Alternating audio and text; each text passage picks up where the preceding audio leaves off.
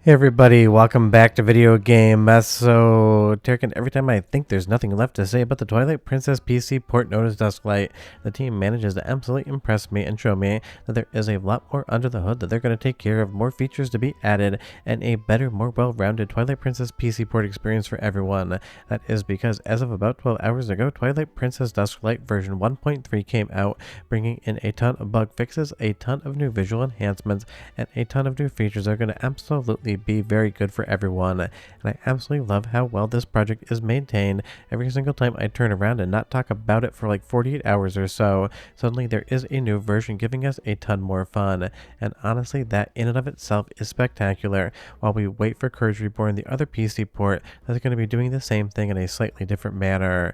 But you guys love yourself some Twilight Princess PC port footage and videos. That's exactly what I'm going to be talking about today. And the number one feature in this one, at least for me and my captures, is the ability to warp anywhere in the game and take a look at new stuff. But before I get too much further involved, go ahead and do me a huge favor, go down below, hit like and subscribe, and hit that notification bell. Definitely helps us out. And if you feel so inclined and want to support the channel, I got a Patreon link down below as well. And this mix and match capture here is going to be on version 1.3, but in some instances, I'm going to be using the Twilight Princess HD texture pack, and in other instances, I'm going to be back on the GameCube original textures, because we spent a lot of time talking about the difference between Enrico Magnifico's Twilight Princess 4K textures versus the Wii U version of the game's textures.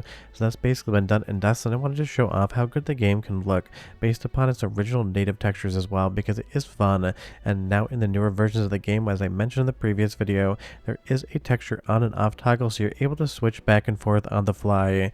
The only other thing I'm hoping that comes soon, and again I have no idea if it's in the works, just something I would love to see, is the ability for that texture toggle to actually cycle through different folders. So you could be on the GameCube originals, then you could move over to Henrico's 4K texture pack, which I have heard is getting more textures and work done, and then to the Twilight Princess Wii U version, so you could kind of mix and match every single thing you want.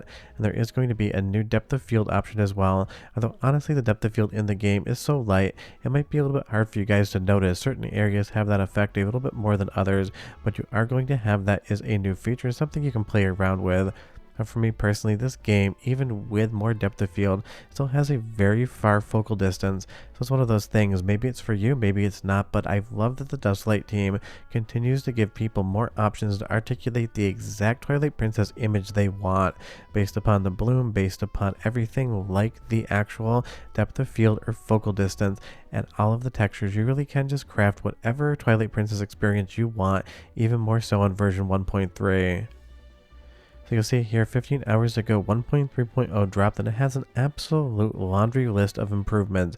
I'm going to go over some of the top note ones line by line, but the biggest thing to know is some of the game's crashing has been fixed, and now there's also an ARM64 Windows and Linux build as well.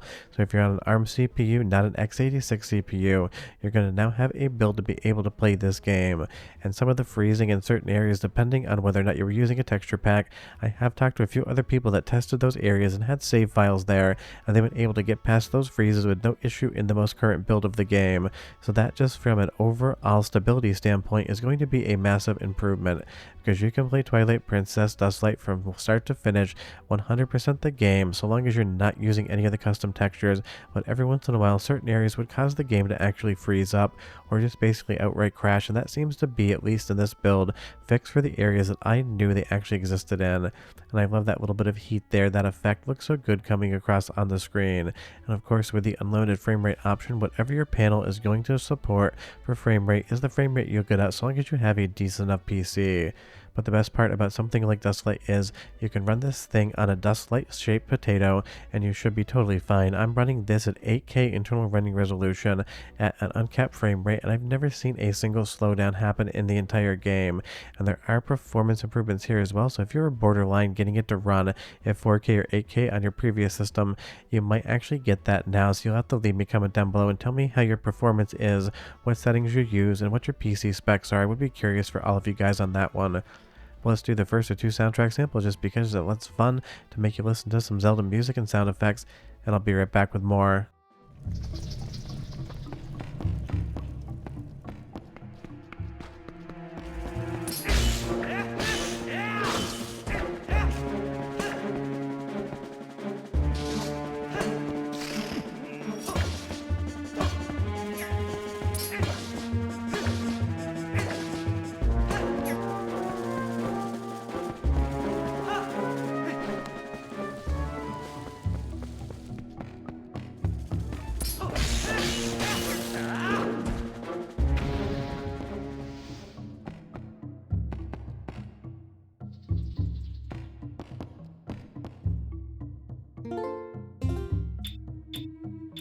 Not only does the audio sound amazing, but the fades from the actual combat music into the real music sound perfect, and you even get sound effects from the game in the actual Dusklight menu outside of the start and pause menu in Twilight Princess.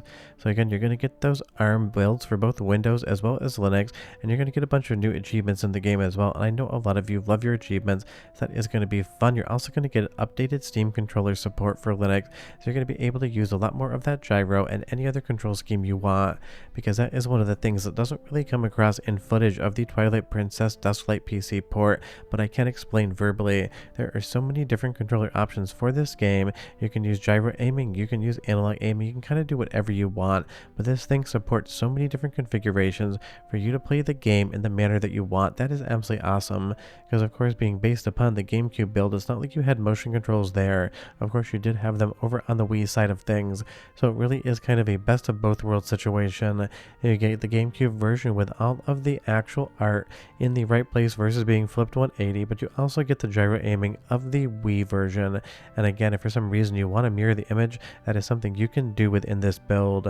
Now going over some of the other options, you can invert the air and swim axis here as well. So you can kind of again get a lot of different options on the controls, and I know that is always going to be subjective, but basically whatever you think is the best thing to do is now going to be working for you. And you're going to see here there's been a lot of crash fixing. That way when you're playing the game, you're just going to get a more stable version, because there is a lot of code underlying this entire thing, and it definitely takes more than one revision to get everything right. And apparently I never encountered this, but there were some instances where Wolf Link couldn't actually hail in the game, and that would be a little bit of a bummer. And the map offset when using mirror mode, which I just recently mentioned in the video, that's going to be fixed up as well. Some of these things are going to be very big improvements, some of them are going to be very minor ones, but it really shows just how well the Dusklight team is supporting the Twilight Princess PC port. And I'm sure in another week to 2 weeks I'm going to be talking about this thing all over again to show you guys exactly how it works. You'll see here in the options, you're going to be able to go around, and you see that you have that texture pack toggle on or off, and that really is one of my new favorite features. It's just so fun to be able to kind of play around with the PC port, and again, if you enable cheats and everything else, you're going to be able to jump around anywhere in the game you want, which for me personally, having to capture footage is something I wish every single recomp and PC port included, because it makes content creators' life, myself included, extremely convenient. And you're even going to be able to jump into some of the debug areas in the game, maps that were still contained within the data that you could never really access via the main game. There's not going to be a whole lot of content in there, but it is a fun little surprise. So if you haven't played around with the warp option yet, I can't recommend enough. Just kind of see what's in the game and look for some beta or test maps and go ahead and play them. You really will be surprised what you can actually interact with that you never could in the base game. But we're moving into the second soundtrack sample now, because again, the audio quality here is spectacular, and I'll be right back with just a little bit more.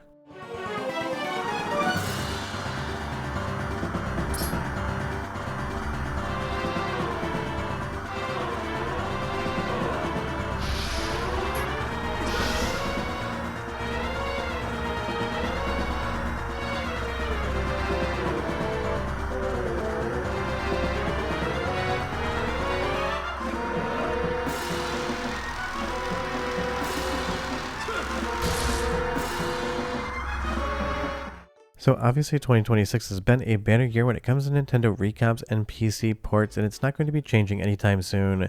You have the Twilight Princess Dusklight PC port, you have Courage Reborn coming soon, you have the Minish Cap PC port out and being developed, and you even have the Pokemon Platinum PC port, which I just talked about yesterday. And before you ask the question, why do we need two different ports of Twilight Princess? Because options are good, both teams have a completely different independent focus on what they think a PC port should be, and they are definitely not competing with each other, because trust me, Courage Reborn is going to have stuff in it that something like Dusklight doesn't, and vice versa, and having those options available is just going to be good for absolutely everybody. And it's one of those things I always wonder why people say, well, the other team is wasting their time. There is no such thing as wasting your time when it comes to this stuff, especially because they are fan projects for free. So let people decide how they want to spend their time, and trust me, you're going to be winning in the end when it comes to the stuff that you actually get a chance to play. And next time Dusklight has a fundamentally big update, I will definitely talk talk about it as well is because 1.3 is obviously the best version of an already incredible PC port, and it's just going to keep getting better. And if there's one feature I would love to see come in, and I don't know if it has any plans for it, but it would be fun, I would love to see a VR mode so you could kind of actually just live within the world of Twilight Princess and kind of feel like you're as close to there as you possibly can be. But short of that, we're done. If you have any questions or comments, leave them down below, but I hope you guys enjoyed the video, and I'll see you guys next time. Bye-bye.